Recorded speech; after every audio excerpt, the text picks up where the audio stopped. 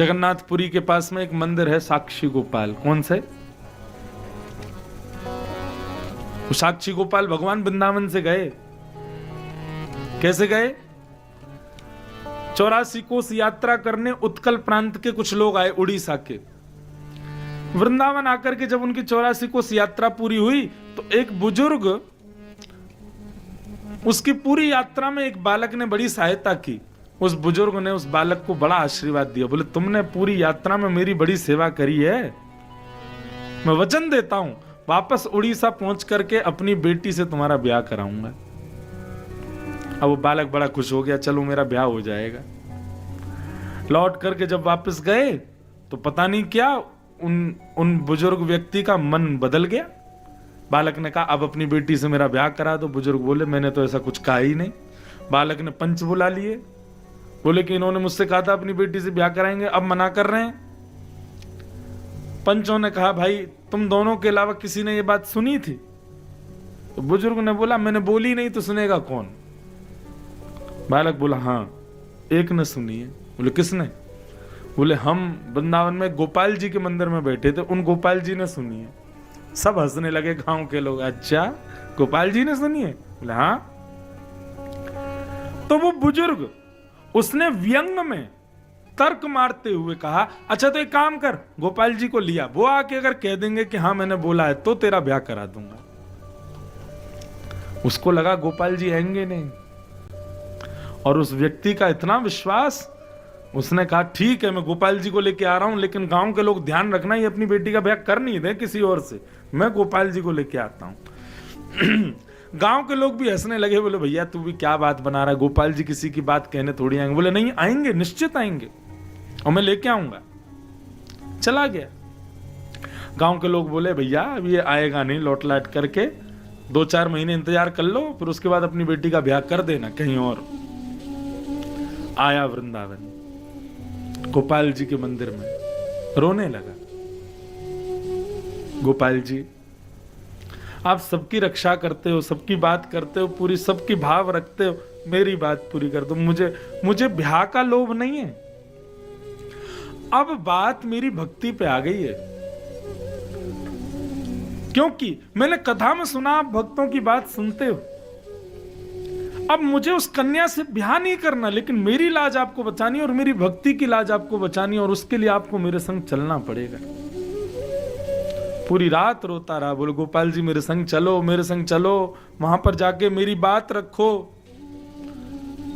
कपाट बंद, भीतर से ठाकुर जी बोले, अरे पागल, रो रहा है, रात भर हो गई तुझे रोते रोते, मूर्ति कोई चल के थोड़ी जाती है। भक्त ने जैसे सुना तो बोला, मूर्ति बोलती भी तो नहीं है, आप बोले कैसे? इतने में ठाकुर जी ने कपाट खोल दिए। बोले, जय हो तेरी भक्ति को प्रणाम भैया, चलेंगे हम तेरे साथ, ले चल, बस पीछे मुड़ के मत देखना, और सुन मेरी खाने पीने की बढ़िया व्यवस्था कर दियो भैया। उसने कहा, मैं पीछे नहीं देखूंगा, आप रुक गए कहीं, चले गए, भाग गए तो मुझे कैसे पता? जब भगवान बोले, मेरे नूपुरों की आवाज आती रहेगी, और छम छम छम छम ठाकुर जी पीछे चलते जा रहे हैं, और वो भी आनंद में। जैसी छमछमानी बंद होवे, वो समझ जाए ठाकुर जी को भूख लगी है, तुरंत रोटी सब्जी बनावे, ठाकुर जी का भोग लगावे, लड्डू खिलावे, फिर चलने लगे। फिर ठाकुर जी छम छम छम करके चले।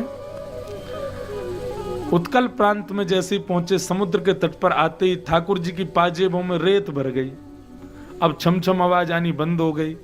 जैसे ही उसने पीछे मुड़ करके देखा तो ठाकुर जी वहीं खड़े हो गए। बोले, अब मैं नहीं जाऊंगा, मना किया था पीछे नहीं देखना। बोले, आपकी आवाज नहीं आ रही थी। भगवान बोले, रेत भर गई मेरे नूपुरों में। भगवान, 5 किलोमीटर मेरा गांव रह गया, नेक चलो।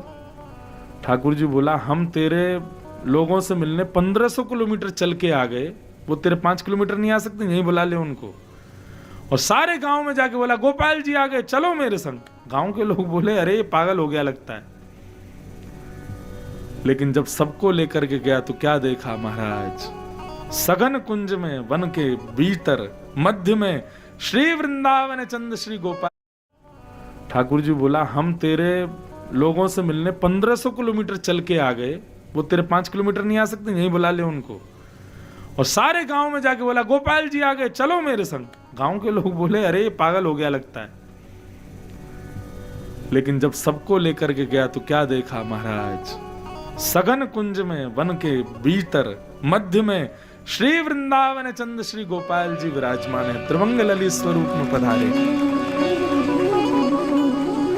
और उस समस्त पंच और ग्रामवासियों के सामने ठाकुर जी ने कहा कि हाँ, इन बुजुर्गों ने मेरे सामने कहा था कि अपनी बेटी का ब्याह ये इससे कराएंगे।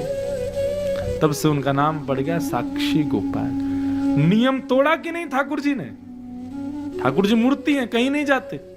ठाकुर जी अपने मंदिर में रहते हैं, वर्षों वर्ष वहीं सेवा कराते हैं, लेकिन एक भक्त की प्रेम लक्षणा भाव पर रीच करके ठाकुर जी गए, और केवल 5-6 किलोमीटर गए हो नहीं, 1500 किलोमीटर चल करके दूर वहां उत्कल प्रांत में जाकर के बैठ गए वृंदावन से। क्यों? केवल अहितु की भक्ति।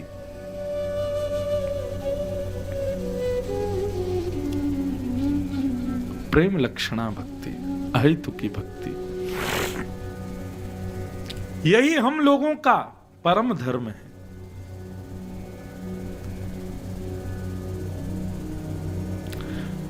इस कथा का संकल्प यही होना चाहिए कि हमारे हृदय में अहितु की भक्ति आवे, हमारे हृदय में ऐसी प्रेम भक्ति प्रकट हो जिससे ठाकुर जी के विलग स्वरूप का हम दर्शन अनुभव कर सकें।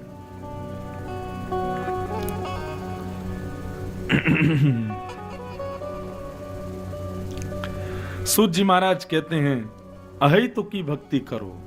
ठाकुर जी से संबंध बना करके अपनी प्रेम लक्षणा भक्ति से ऐसा भाव प्रकट करो कि ठाकुर जी नियम तोड़ दें आपके लिए। कि धर्म स्वनिष्ठित पुंसाम विश्वक्सेन कथा सुय नोत्पादयेदधिरथं श्रम एव हि केवलम। बहुत सुंदर बात, इतनी अद्भुत बात है ये। देखो, भागवत में एक भी बात ऐसी नहीं है जो अद्भुत नहीं हो, इसीलिए तो भागवत इतनी प्रधान है। श्रीमद् भागवत के 18,000 श्लोकों में एक श्लोक ऐसा नहीं है जो सुंदर ना हो। इसलिए फल की उपमा दी गई, और वो भी ऐसा फल, सामान्य फलों में तो छिलका गुटली होती है, उसको त्याग दिया जाता है, फेंक दिया जाता है, लेकिन भागवत में छिलका गुटली है ही नहीं, सब रस ही रस है, रसमालयम, सब ग्रहण योग्य। एक एक श्लोक इतना सुंदर है भागवत का कि उस पर भी प्रवचन किया जाए, 4-4 घंटे बोल सकते हैं एक एक श्लोक पर। श्री सूत जी महाराज कहते हैं, आप अपने ठाकुर जी की सेवा करते हो, हनुमान जी का भजन करते हो, राम जी का संकीर्तन करते हो, श्रावण मास में रुद्राभिषेक करते हो, गोवर्धन परिक्रमा पूर्णिमा के पूर्णिमा करते हो, वृंदावन आकर के बिहारी लाल जी, राधारमन लाल जी, राधा वल्लभ लाल जी दर्शन करते हो, वैष्णव संतों को भोजन कराते हो, ब्राह्मणों को दक्षिणा देते हो, परंतु आपके द्वारा किए गए समस्त ये क्रियाएं, धर्म के कार्य, इनसे ठाकुर जी प्रसन्न है कि नहीं, आपको कैसे पता? करते हो, गोवर्धन परिक्रमा पूर्णिमा के पूर्णिमा करते हो, वृंदावन आकर के बिहारी लाल जी, राधारमन लाल जी, राधा वल्लभ लाल जी दर्शन करते हो, वैष्णव संतों को भोजन कराते हो, ब्राह्मणों को दक्षिणा देते हो, परंतु आपके द्वारा किए गए समस्त ये क्रियाएं, धर्म के कार्य, इनसे ठाकुर जी प्रसन्न है कि नहीं, आपको कैसे पता? आपके धार्मिक अनुष्ठान, आपकी धार्मिक क्रियाओं से ठाकुर जी प्रसन्न है कि नहीं, ये आपको कैसे पता चलेगा? तब यहां पर श्री सूत जी महाराज कहते हैं, भैया खूब बिल्लू पत्र चढ़ाओ, खूब गिरिराज जी परिक्रमा करो, हनुमान जी पे चोला चढ़ाओ, वैष्णवों को भोजन पवाओ, ब्राह्मणों को दक्षिणा प्रदान करो, और इन सब को करने के बाद किसी साधु पुरुष, किसी महात्मा, किसी वैष्णव की, किसी वक्ता की कथा में जाकर के बैठना, यदि वहां आपका मन लगने लग जाए तो समझना आपके द्वारा की गई सारी क्रियाएं ठाकुर जी ने स्वीकार की हैं। नहीं लगे मन तो समझ जाना अभी हमको और करना है। मतलब विश्वक्सेन कथासु यह, विश्वक्सेन भगवान की कथा में रुचि होना, यह भगवान की राजी होने का परिलक्षण भाव है। जिस पर ठाकुर जी राजी नहीं होते वो कथा में आकर के भी कथा में मन नहीं लगेगा उसका।